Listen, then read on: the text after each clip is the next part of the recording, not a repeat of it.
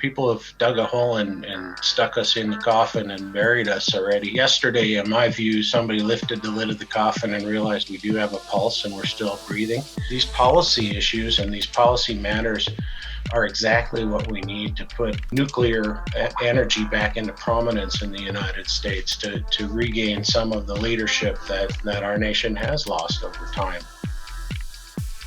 Hello and welcome to Crux Investor. First of all, thanks so much for watching this video. If you like it, please give us a thumbs up and do leave your comments. It just helps us understand what you're thinking about, what questions we should be asking, and indeed what you think of the company. And if you haven't already done so, please click the button in the corner of the screen to subscribe to our YouTube channel. And of course, if you want to see more videos like this one, click the notification bell. We spoke earlier today to Wayne Heili, who is the CEO of Peninsula Energy. We wanted his response to the US Department of Energy's announcement today. They presented a document which was talking about restoring America's competitive nuclear energy advantage. We wanted to understand what he thought that meant. He seemed quite pleased. He felt it was a very positive step forward for the US government. However, like a lot of people, just wondering where the detail is and when it's coming. We talked to him about what the impact may be for his company. Listen to what he has to say. Enjoy the interview. Hey Wayne, how you doing, sir? Great. Nice to see you again. Yeah. It's we only talked recently, but what a day, what a few weeks since we spoke. Interesting times to be in uranium, isn't it?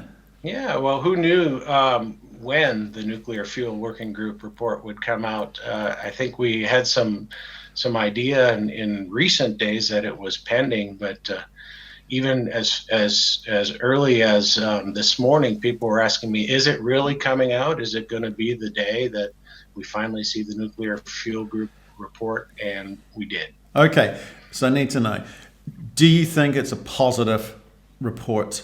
Because the market doesn't seem to.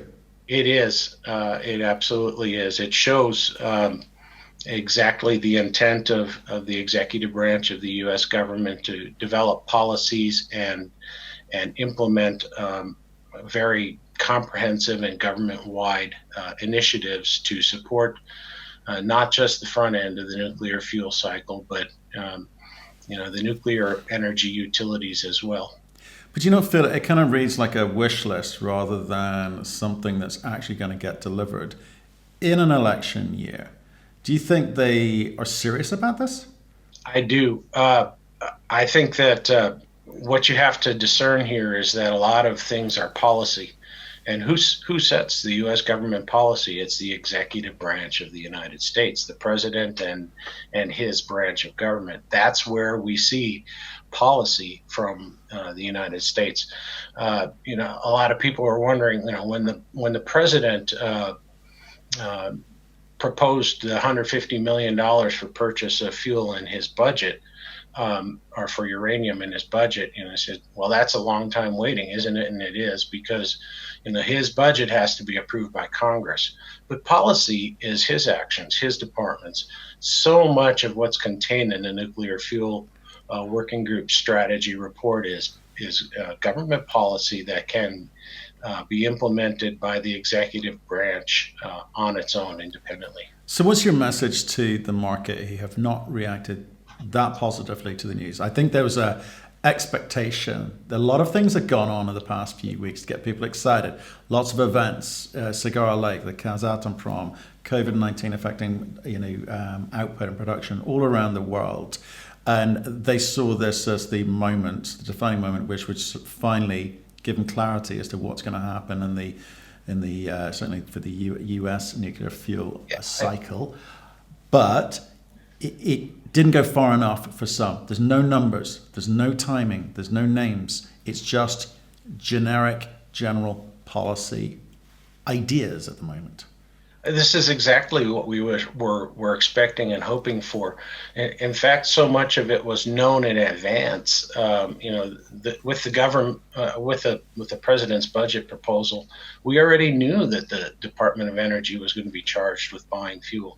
So, seeing the more esoteric policy initiatives around the Russian suspension agreement and other initiatives. it may not be as meaningful to the people who don't do this, live and breathe it every day. But these policy issues and these policy matters are exactly what we need to put the nuclear energy back into prominence in the United States, to regain some of the leadership that our nation has lost over time. So my message really is that this is not a disappointment. This is the delivery of expectations and hopes. Okay, so tell me this: the Russian suspension agreement. We've heard a few variants on what people would like to do, how they would like to deal with that from end of this year, December 31st, it finishes, end of. Others are looking perhaps to renegotiate it and maybe phase that suspension agreement out over a period of time, indeterminate at the moment. They've also name-checked China in there. So the US government has just got in a heavyweight fight with the other two main players globally in this space. How do you think they're going to react? Well, we've been relying on Russia to supply nuclear fuel into the United States for a long time, and our utilities have strong commercial relationships with the Russian companies who supply. That's not changing. The Russian suspension agreement put a cap on how much fuel could come into the United States in any given year. It was 20%. That agreement expires at the end of this year, and it's the recommendation of the nuclear fuel working group that the agreement not be allowed to expire but be extended, and perhaps further limitations be put on how much fuel comes into the United States. I think we have a long ways to go before that's fully resolved. There's going to be a lot of parties interested in the outcome of it. But extending the Russian suspension agreement, even at the current levels, is a significant boost to the front end of the nuclear fuel cycle here in the United States, where we need to have greater access to market share. We'd like to have the opportunity to participate at the levels that the foreign nations do. Oddly, American suppliers don't supply 20% of the nuclear fuel into the United States, but under the Russian suspension agreement, the Russians are guaranteed 20%. Okay, let's shy away from the macro story, because that's not what your shareholders, not what our listeners want to talk about. They want to talk about what you think this means for uranium miners, US uranium miners, yourself specifically. What are you reading into what you're seeing here? And maybe conversations that you're having outside of this, leading up into this announcement and in the next few weeks. Well, look, this is a breath of fresh air for us. Really, if you look at the U.S. Uranium production industry, which I'm a part of, maybe people have dug a hole and stuck us in the coffin and buried us already. Yesterday, in my view, somebody lifted the lid of the coffin and realized we do have a pulse and we're still breathing, and that we can come out of this. There is a pathway for us to build production capacity back up. There's a pathway for us to enjoy reasonable market prices for our product here in the United States. And very importantly, for companies like Peninsula, look, we already have a contract book. We already have contracts that we intend to deliver into and are set for deliveries up to the year 2030. So let us supplement that contract book with additional contracts of modest and reasonable quantities, selling to the government for the government's identified needs. And suddenly we become a stronger producer, producing at greater rates and at lower unit costs, and the vitality of our company and the vitality of our industry as a whole are reinvigorated. Okay, so but here's the question is, so what's changed? What are you going to do next? Who are you picking up the phone to off the back of this report? Are there discussions planned? Do you know how you start this journey along this on this path to where it is that you want to go, wherever you think that path is going? What happens next? Well, eventually, we're going to presume that the Department of Energy is going to start building the uranium reserve. They're going to fund the purchases that they proposed. And today, Secretary Brouillette, in a briefing, informed us that they're going to look for a broad and inclusive process to select the suppliers. I think that Secretary Brouillette can count higher than two, and it's not just two companies that are going to be involved in supplying uranium for the government. It's really just based on that statement alone. They're going to have a broad and inclusive process. So the next step is really to see the implementation of this process begin. It's really nice to have light shed on what the process is going to look like. For everybody now, it's going to become an implementation of the planning and the works that we've all been preparing for some time. We've had the foreshadowing, we've had the foresight of what this could look like. What we got today was, the full unveiling of what it is. Okay, then I know you're fine with regards to cash. You've got your contracts in place. You've got your project. You're ready to go when you can get financed, but you must be nervous about the timing of all of this. It must, you want some certainty over this, don't you? So when I asked you what happens next, I'm trying to actually work out what's your sense of the timing on when it has any meaningful impact on your business, your ability to transact, ability to sell. Your uranium to the U.S. government. Have you any idea? Yeah, straight. To be straight with you, if we're going to be looking at the government purchases starting in the government's fiscal year of 2021, we're not transacting in 2020. The government may put in place, or the Department of Energy may put in some limited buying opportunities in 2020. And for those companies that do have inventory, they may be able to participate in that. Peninsula has been blessed to be able to sell our production into high priced contracts, above the spot market throughout time. And we're not carrying a inventory waiting to find the price that we need, because we have the contracts in place already.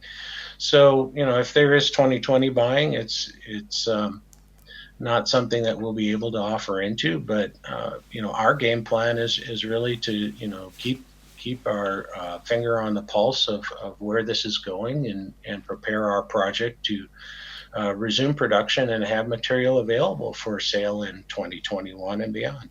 So you can't drive the process, you can't affect the process. You're in a waiting game. You're kind of out of control, aren't you? Yeah, I think that's fair. I mean, we can have conversations. We can make sure that we're always having a seat at the table, and we do that. We do that all the time. We do that behind the scenes. But look, that's our job. We're going to make sure we have a seat at the table when the opportunities are there, and that we're part of that conversation. Okay, so your message to your shareholders and others is this is a good report. It's good for uranium miners.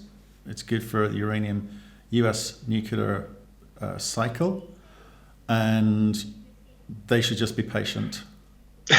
Yeah, well, no, it's more than just be patient. You should accept that this is a very good report and it is a very good outcome for the industry. They should be excited about the outcome. It's more than just patience, but now we have light on the subject. Now we know what the government thinks needs to be done, and what what policies and pathways and strategies that our government is going to pursue in support of the nuclear fuel cycle, in support of the uranium miners and the conversion industry and the other participants who like Peninsula, are developing additional technologies and working to enhance the technology of uranium recovery in the United States, enhance the use of nuclear energy in the United States.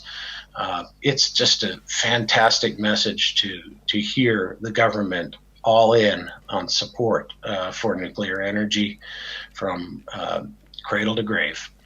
Okay. Okay. It's exciting. You're excited. Let me ask you one last question. The market has moved a lot since we did our interview. We're up around $32.50 from sort of, late 20s, I think, maybe when we spoke. So it's moved, and it moved off the back of obviously closures at indeterminate period at Cigar Lake, Kazakhstan, Prom, effects all over the world through COVID-19, as I think we mentioned earlier. So the prices moved. The supply demand fundamentals moved that. People were getting nervous. Utilities were getting nervous. Do you think that this report, the lack of detail in this report, the lack of numbers, the lack of certainty over timing, is going to arrest that growth in the spot price, or do you think it's going to be business as usual tomorrow and next week? In the uranium spot market and in the uranium market generally, it is going to be business as usual. I think the rise that we've seen since we last spoke is a long time coming. It was something that was building. Production hasn't been meeting demand for a long time, and then with the advent of the impacts of the COVID-19 virus. Companies sensibly and countries sensibly shut down their uranium mines for a period of time, took future supply out of the market. The rebalancing that we've been waiting for has really happened, and I don't think that there's going to be a dramatic slip backwards. I think that the market can continue to advance forward and the prices continue to improve. Because inventories have been thin. Everybody knows that. Producer inventories are thin. Utility inventories in the United States and in Europe are known to be thin. And when mines that supply into the spot market are shut down or reduced in their capacity, there's just nowhere to get extra inventory other than to push the market price up and see what supply becomes more liquid in the market. So that's what we're testing today. Is we're gonna see what price points bring more supply into the market, and we have to be patient because companies and countries are keeping an eye on the health and well-being of their citizens and their employees. And uranium mining is important, absolutely, but it can wait a little bit when there's inventory. So I think we're going to see the market continue to advance nicely forward. I think we could see prices $35 to $40 in the near term, and who knows where it goes from there. So who are the immediate winners in that scenario? The immediate winners, the people who have purchased or obtained material inexpensively and held on to it. Those are the guys who can enjoy the fruits of sales at higher prices. In the longer term, it is the companies, the producers, who've been waiting patiently on the sidelines for the opportunity to see the markets heal. We're there. The markets are healing. The markets are better than they used to be, and I think they'll continue to be better. So this gives us the opportunity to make the investment decisions, to resume production, to put our mines into production and produce uranium at price points that are profitable. It's been a long time coming. We've been waiting for that, and I think the U.S. government's Nuclear Fuel Working Group report supplements that narrative. That supplements the market shifts that we've been observing in the last month or so. It's exciting times, Wayne. It's exciting times. I suspect there's going to be more news next week. Pick up the phone and let us know if you hear anything, because it's always a pleasure to talk to you. And we'll speak to you again soon. Appreciate the time, and you go out and have a nice evening, Matt.